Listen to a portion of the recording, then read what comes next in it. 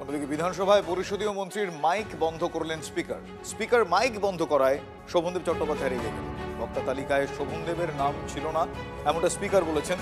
শোভনদেবকে সময় দিতে স্পিকারকে আবার অনুরোধ করেন অরূপ বিশ্বাস। আপনি আমাকে চাপ দিতে পারেন না, এটা বলে ওঠেন স্পিকার। যদিও এরপর নজিরবিহীনভাবে পরিষদীয় মন্ত্রীর ঘরে যান স্পিকার।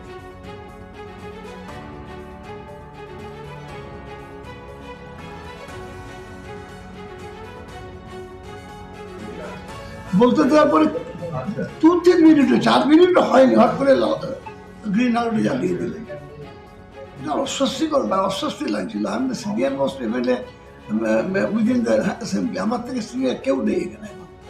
সেখানে এবং পরিষদীয় মন্ত্রীও বটে, উনি একটু তো ধৈর্য নিয়ে কাজ করতে পারতেন।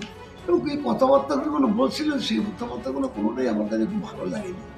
এজন্য আমার খুব ক্ষোভই হয়েছিল, সত্যি সত্যি ক্ষোভ হয়েছিল যে এইভাবে কথা বলবেন কেন উনি। আমার সিনিয়রিটি, আমার বয়স, আমার পদাধিকার সব নেই। উনি যেন স্পিকার, আমিও তো পরিষদীয় মন্ত্রী, সেটুকু আমাকে সম্মান উনি দেবেন। যাই হোক, পরবর্তীকালে উনি এসছেন আমার ঘরে এবং উনি যথেষ্ট দুঃখিত এই জন্য। সেটা ভালো খারাপ লাগেনি, তার জন্য বিয়ে কমিটি যেতাম না, বিয়ে কমিটি গেলাম এই কারণে। মানে বিধানসভার